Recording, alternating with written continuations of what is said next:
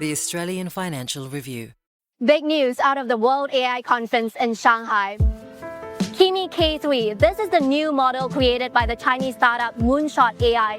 Every week, there is big news when it comes to developments in AI.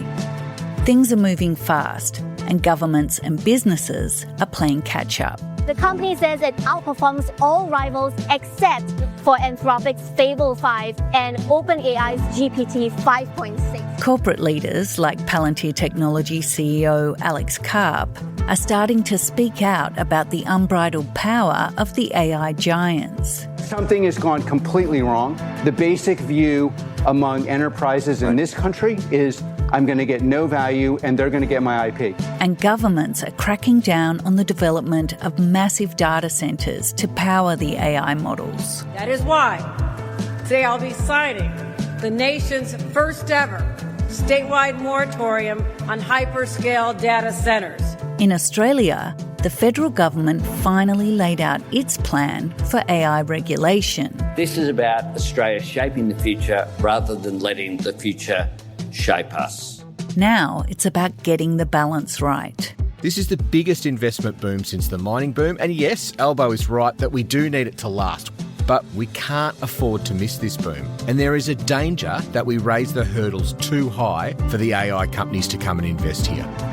Welcome to The Fin. I'm Lisa Murray. This week, Chanticleer columnist James Thomson and political correspondent Ron Mizen on why CEOs are losing patience with the AI giants, what's driving the government's policy shift, and whether Anthony Albanese is overplaying his hand. It's Thursday, July 23.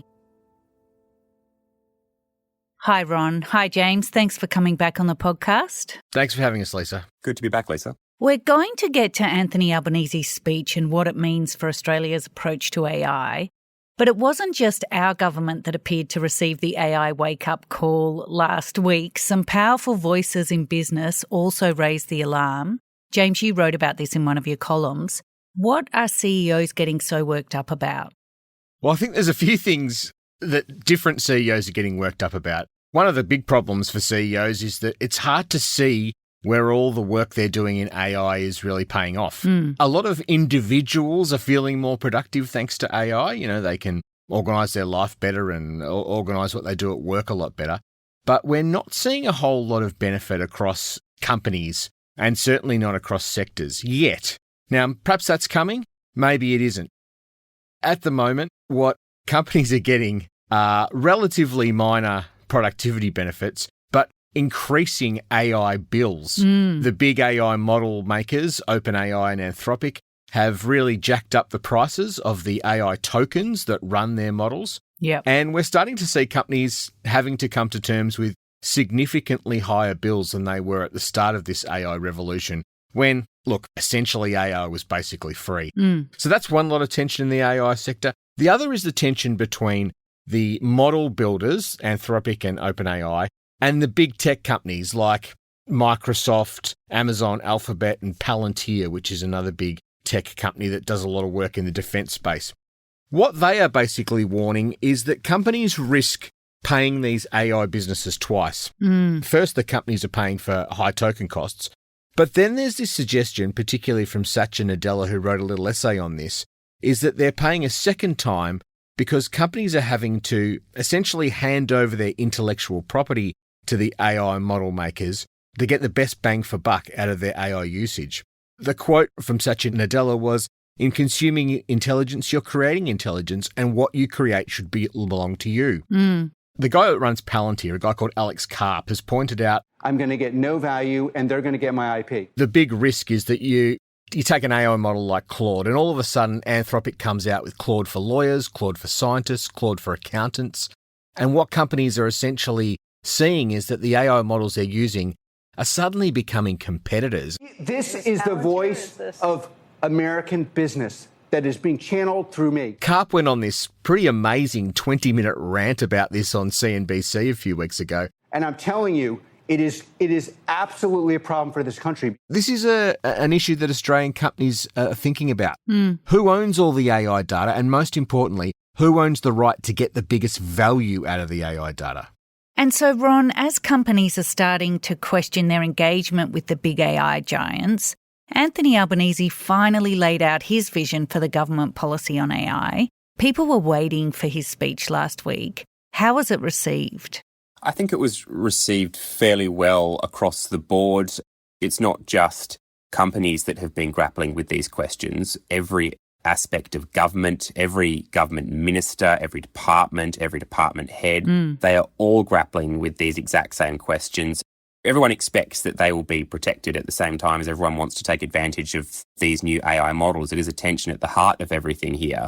But, it was an important speech in the sense that it was the first time that Anthony Albanese really himself went out and articulated a vision for AI for this country.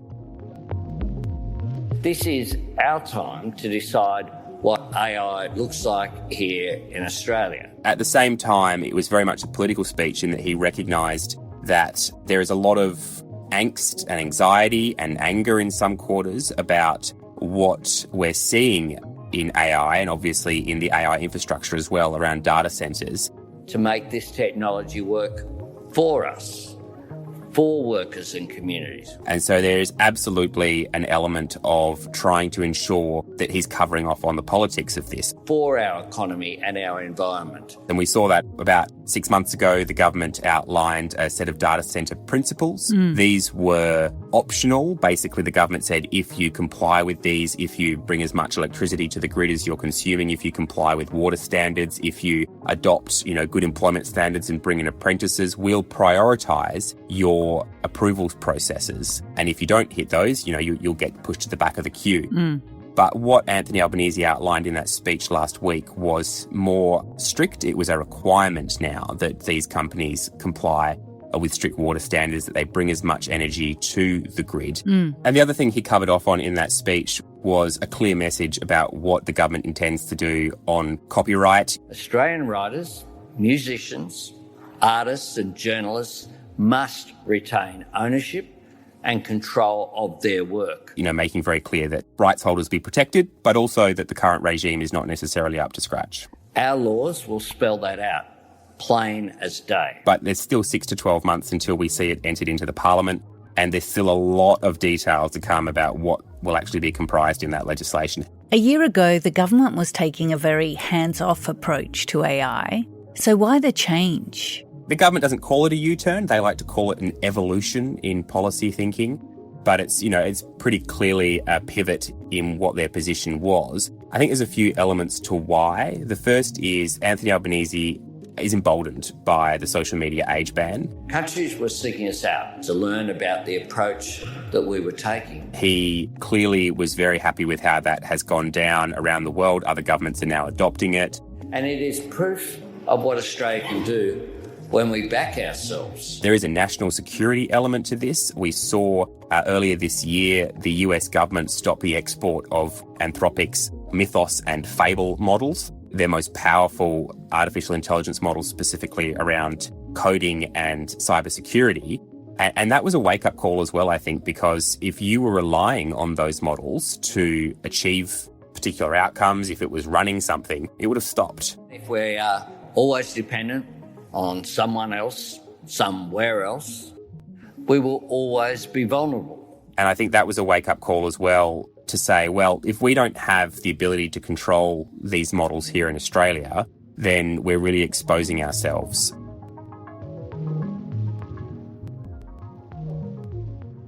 How did you think the speech was received, JT? Well, I think it was interesting that within, less than 2 hours after the speech, both the National Secretary of the Australian Council of Trade Unions, Sally McManus, and the Chief Executive of the Commonwealth Bank, Matt Comyn, both came out and said, good speech, great to see the Prime Minister taking control of that. I think that's what a lot of people, including myself, have been saying, that, there's a lot of risk in the AI world. Where is the government on these issues? And now we've got the Prime Minister intervening. I think that has to be welcomed. It's good that the Office of AI is, essentially down the corridor from the Prime Minister's own office. I guess the one sort of niggling concern I've got, and I think this is the concern of the business community, is the question of whether Albanese is coming to this, as Ron said, from a place of politics and a place of managing risks, He's a politician, first and foremost. So Albanese can smell the risks building around data centres and he can smell the risks building around copyright. So sort of come back to first principles. Why did he come out and make that speech now? Is it because he's a huge believer in the power of AI and what it's going to do for the economy? Or is it because he sees points to be scored and some risks to him in the Labor Party if AI is left unconstrained on issues like data centre build-out and politics? I think it's probably the latter. So let's get into some of that detail around what they are proposing around data centres. Ron, in terms of what Albanese is saying about some of the rules he wants to legislate, what will that mean for the investment boom underway? Well, anything that has been built already won't be affected by this. Now, this is the data centres that run your Apple iCloud account, your Netflix account, that sync your messages between devices. Very few of these data centres will be affected by these new laws. It's very clear from what the government announced that they are targeting those big hyperscalers, the big AI labs, Microsoft, Google, OpenAI, Anthropic, and making sure that those massive data centers that are going to be training AI models, that are going to be doing inference processing, that they are covered by these new laws. There is still some ambiguity around who will be covered, and those details will need to be worked out. But there is going to be a clear distinction in who will be covered. And the same with the water efficiency requirements. There's a lot of anxiety about data centres taking water away. There was some data from Sydney Water suggesting that in coming years, water consumption for data centres could go from 2% to 25% of total consumption, which is a really massive uptick. And there's a lot of angst about that. But the other element of this as well is the ability to actually build the energy production that these data centres will need in time. I was only talking to a major data centre operator a bit before this podcast was recorded, and one of the concerns is that you can get a data centre approved and built much faster than you can get the relevant associated energy approved and built. And so there is a disconnect there, and there's some concern about how that will flow out in the coming years. And all of this is responding to the community angst about data centres, isn't it, JT? And obviously there's been a lot of cases overseas where there's been a huge backlash. Oh, absolutely. I mean, America is ground zero for this. Public health is not for sale. We've seen this almost guerrilla activist campaign start to build in some American communities. That is why today I'll be signing the nation's first ever statewide moratorium on hyperscale data centers. Last week we had the governor of New York State announce they're going to put a moratorium on new hyperscale data center developers. Texas is at a crossroads. Texas has done the same thing in rural areas. We are here to push back against the wealthiest corporations in the world, capitalizing on our resources and ignoring the will of the people.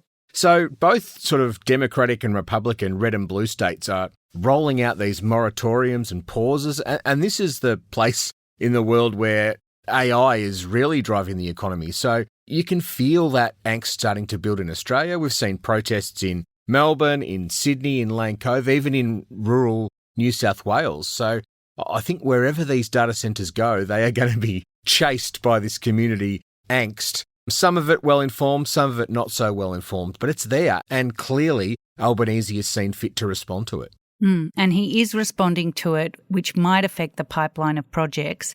What is that pipeline in Australia? Well, it's hard to pin down, Lisa, but I think it's massive whatever way you cut it. UBS says the value of data centres under construction in Australia, it's already $21.6 billion. They reckon it could double towards a peak in the next 18 months. That would be 2% of gross domestic product. Okay. That's just one estimate. Westpac's got another estimate. They reckon the investment pipeline for data centres will eventually exceed $155 billion. Throw in the money we're chucking at the energy transition, which is something like $200 billion. As Ron said, the energy transition and the data centre build-out go hand in hand. That's an awful lot of money, and we are seeing the big guys come here. Microsoft's promised to invest $25 billion here. The figure's pretty rubbery, but there's some big commitment. OpenAI has got a local office. They've got a $7 billion plan for Australian AI. Meta Platforms, that they're basically underwriting the growth of the local data centre hopeful Firmus, which has got huge plans and is apparently heading towards an ASX listing in the tens of billions of dollars.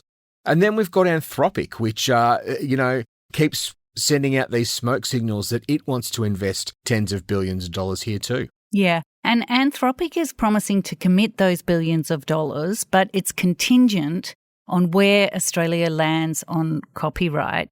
Ron, can you explain why that is such a big issue for the AI giants when they're looking at Australia and how the Albanese government might address it?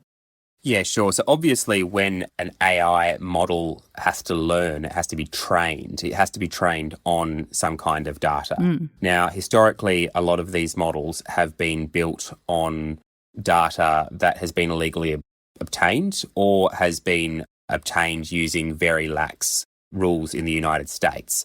For example, a lot of models were built on illegally obtained books, internet information is just scraped from the internet.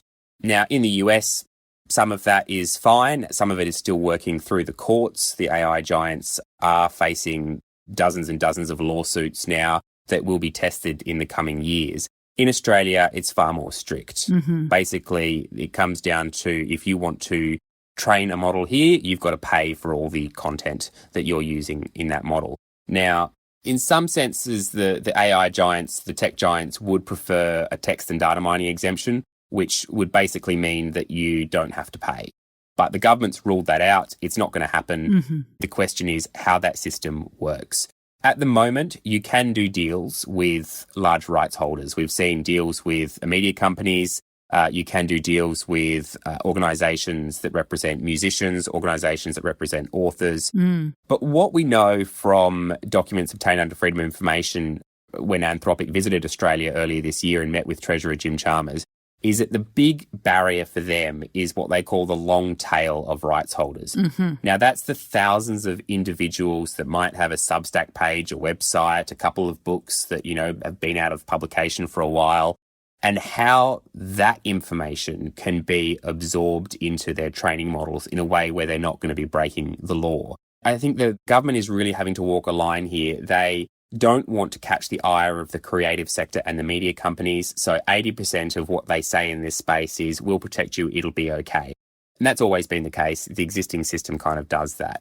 What will be interesting to know is how they augment the copyright system to cover that so-called long tail and how they make it easier for AI companies to obtain that data. Anthony Albanese is still unclear. The Attorney General is working on a solution, but he did put down some markers. One of those is that if you don't want your content used in AI training, you won't have to have it. So that's an interesting one because it means it either has to be an opt-in model or an opt-out model created. And that gets really complicated. You can see that Albo's taking a really hard line on the copyright issue. He's really put a stake in the ground here, and this is one where he says he's not going to budge. But I think the big risk in doing this is that Albanese's given the impression that Australia's got a really strong hand here, that the AI world needs us more than Australia needs the AI world. I'm just not sure that that's correct. This is the biggest investment boom since the mining boom, and yes, Albo is right that we do need it to last. We can't just have a burst of capex and that's it.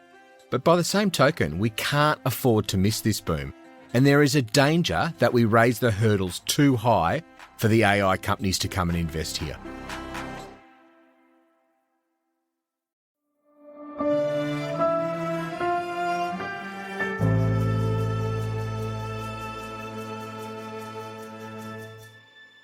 We're talking about the Australian government's pivot in the way it deals with AI policy and what that means for businesses, the economy, consumers and voters. James, do you think the biggest risk is that Anthony Albanese overplays his hand because lots of other countries are also competing for this investment? Albanese does seem to be coming into this thinking we've got a really strong economic hand, but it's hard to know what that's really based on. I mean, the economy is slowing. It has to slow so we could get inflation under control. Productivity growth's been terrible for 10 years. And I'm not sure we're in a great position to say, oh, okay, this is an investment boom we can afford to miss. We're happy if the money goes elsewhere as long as our copyright's protected and we've managed the data center build out in the right way.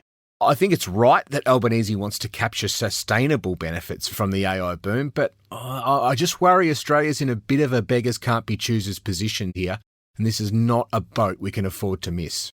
And there's a lot of rhetoric here and not necessarily much money behind it, at least from a government perspective. Yeah. You know, just days before Anthony Albanese gave his speech, we will reinforce Canadian sovereignty so Canadians can make their own choices on how AI is built, governed and used. We saw the Canadian Prime Minister Mark Carney in Canada outline a really big AI agenda.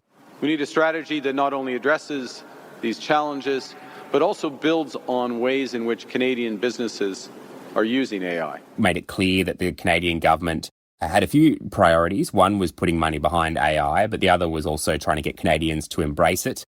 And a lot of countries are trying to embrace AI because they're aware that this is a way to really reverse what has been a productivity slowdown, not just in Australia, but around the world. Countries of a similar size to Australia, South Korea, for example, has put almost $1 trillion behind making itself an AI leader. It wants to be a top 5 AI country in the world. And when you think about how that compares to Australia, I mean, we're not putting anywhere near that amount in there. But at the same time, I think the speech did give some clarity on where we want to head. I mean, AirTrunk Chief Executive Robin Cooter said that the standards on data centres would provide greater clarity. He made the point that private capital is available to invest, but the supporting infrastructure has to keep pace. Otherwise, this isn't going to work.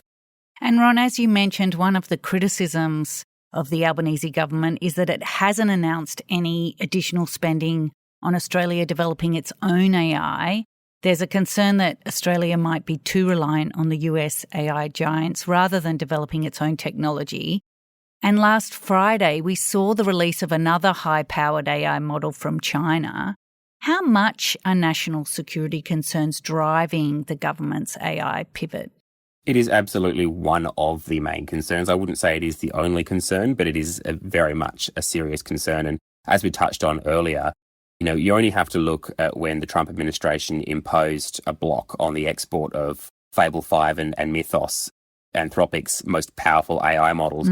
Let's say that we had been incorporating those into our national security establishment and all of a sudden the US government turned them off. I mean, that's a massive risk to Australia. That's not just if you're incorporating it into the national security establishment, that's if you're incorporating it into critical infrastructure. What if a bank had been relying on it? It got turned off at 6 p.m. on a Friday in Australia. And, if you had everyone go home and all of a sudden discover on Saturday morning that all of these transactions hadn't been processed or critical things hadn't been working, that's all part of this. But sovereignty is a really interesting concept. So there are 3 local Australian companies that are trying to develop large language models. One of them is based here in Canberra called Zana AI. It's been doing work with government for quite a while now. Then we've also got Main Code in Melbourne, which has been producing Matilda AI model, and another one called Sovereign Australian AI, which is developing its own large language model called Australis. They're not big name brands. You wouldn't probably have heard of them unless you were using them. And the government is talking up the need to create more of this localized capacity. At the same time, when it looks to use models or AI companies for its Gov AI, which is this new big project within government to adopt artificial intelligence across the government, it didn't look to an Australian company. It looked to OpenAI and its ChatGPT, it looked to Anthropic and Claude, and it looked to the French Mistral. That's questionable in terms of, are we actually embracing sovereignty over convenience of these good models that already exist? The other way of looking at it is actually by attracting, say, training and inference processing to Australia's shores, we are bringing it within our legal jurisdiction. And so we are able to actually assert more control over it. And so there is a question over, well, actually, how much do we want to invest in local sovereign capability versus simply taking control of some of that overseas capability and bringing it under our purview? I mean, I think the main contest here is probably going to be between China and the US about who can release the biggest and fastest AI model. Up until Friday, we thought that the US was well ahead, but all of a sudden we've got this new Chinese model released by a startup called Moonshot AI. Moonshot's Kimi AI model took the tech world by storm just last week. The model's called Kimi K3 AI. It is almost on par with Anthropic's and OpenAI's best versions out there. And it says that it's almost as good as Anthropic and OpenAI's best models. It is no longer a given that the U.S. frontier labs have a safe lead in AI. Which is an absolute shock for the American AI establishment. I think they thought they had a 12-month gap over their Chinese rivals, that the gap's probably more like 3 or 4 months based on what we know about Kimi K3 so far. You know, what we're seeing here from China is that they can develop very good models with much less capital and possibly even inferior technology than the US are using. So you bring that back to the national security issues. I mean, China could become an AI powerhouse militarily as well. But everybody's trying to do this. I mean, India, Singapore, South Korea, everybody's got AI ambitions. I just wonder if we end up with the AI models essentially being a commoditized product where nobody's got a really great edge. And so, yeah, the government could invest billions and not get an amazing return out of it because we're all using cheap models built in China or India or Singapore eventually anyway. Ironically, in America, we are seeing the uptake of Chinese models explode. The Chinese model market share is around 30% and has got a bit higher. So I think we'll see as token costs increase and the cost of running these AI models go up, we'll see more Australians turn to the cheapest model. I mean, that's generally what we do in a globally competitive economy. So everything is risky in this. Nobody knows what's going to happen. It's such a Pandora's box of possibilities. Ron, the timing for the government to outline its vision for AI is very interesting. The Labor Party conference starts on Thursday, and AI policy has been a big focus, particularly for the unions. How much will anxiety around job losses play into the government's AI policy? I think it's absolutely no coincidence that Anthony Albanese made this speech a week out from Labor's national conference starting. If he hadn't taken a firmer hand with AI, I think it would have been a far more disruptive issue at conference. We saw the Department of Industry and Workplace Relations put out a report last week on AI job losses. Anthony Albanese cited this in his speech. It showed that in industries and jobs most exposed to AI, there had been a reduction in growth, about 2 percentage point reduction in the growth of that sector, but not necessarily a significant loss or a backwards step. Now, it's important to note that this data only goes through till February, so it did miss out on some of the large-scale job losses that we saw announced earlier this year in the tech sector, particularly, for example, with WiseTech and Atlassian. It also noted that in the later quarters of the analysis, there had been an increase. It started to increase the amount of disruption that they were seeing. So I think it's a watching brief. The union movement is highly sensitive to it. They also have a watching brief on this. I think the jobs issue remains top of my mind anyway, but it's just so hard to get an estimate of what's actually happening. I mean, as Ron said, the government says, look, nothing much to see here at the moment. UBS asked its analysts last week, how big could the job losses be? They said 10 to 15% across ASX-listed companies. Tim Toohey, the economist at Yarra Capital Management, he thinks you know, in a sort of baseline scenario, you could see a productivity boost from AI of 3.4%, but unemployment goes to 6% under that scenario. Yeah. So there's puts and takes here. Yeah. Who really knows? I was really interested last week. We saw the big US investment banks, JP Morgan. Jamie Dimon, the CEO there, he said that in some jobs, in some tasks, they've already cut 30 to 40% of their workers by deploying AI. Now, he said, don't worry, we've redeployed all those workers into other parts of the bank, so no one's actually lost their job. But this is a bit of the hidden risk here. A company like JP Morgan, say, I'm picking a number out of a hat, say it employs 100,000 people today. It might still employ 100,000 people in 5 years' time, but it might be 5 times bigger because of AI. And so what we're seeing is it's not just the jobs lost, it's the jobs not created as AI comes in and starts to improve the productivity of individual companies. But again, is this going to happen tomorrow? Is it going to happen in 1 year's time, 2 years' time, 3 years' time, or a decade? Nobody knows, and that's what makes this such a difficult topic for unions and the rest of us to get their heads around. A final question for both of you. We were all waiting for the Australian government to articulate its approach to AI. It's done that now. There's still a lot of detail to come, but we have a better idea of their thinking. Based on what we know, who do you both think are the winners and the losers? I think from the speech, there is something in it for everyone. The rights holders in Australia will be thrilled with it because it's clearly putting a line in the sand that they're going to be safe. And if they don't want their information used in AI, they don't have to. Equally, the AI companies are going to be happy with what they heard because they're looking for certainty and looking for a model that works for them in being able to actually buy this data easily in a way that they know they're not going to face lawsuits later on.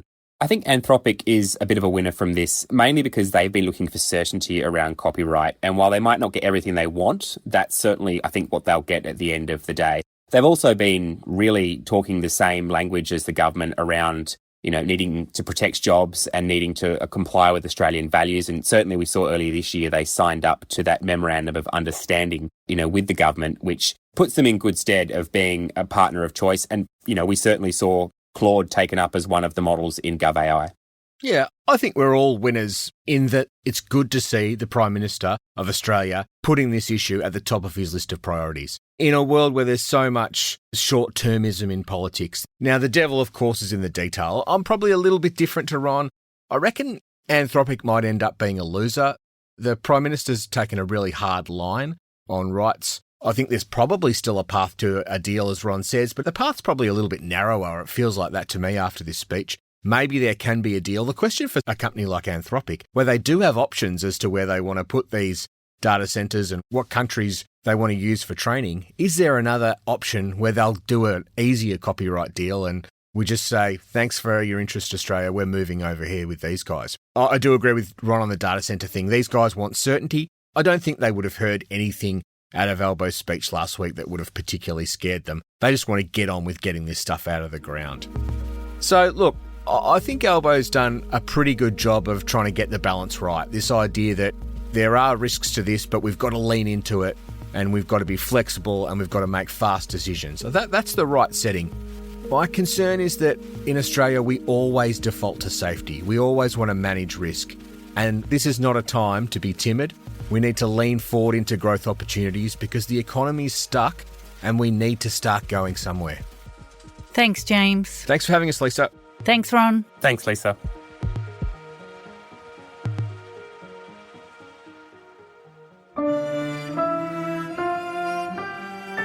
Thanks for listening to The Fin. If you want to read more about how governments and CEOs are responding to the rapid developments in AI, check out the show notes. The Fin is produced by Mandy Coulin. Fiona Buffini is head of premium content. Alex Gow composed our theme. For more stories about markets, business and power, subscribe to the Financial Review at afr.com/subscribe. I'm Lisa Murray. See you next week.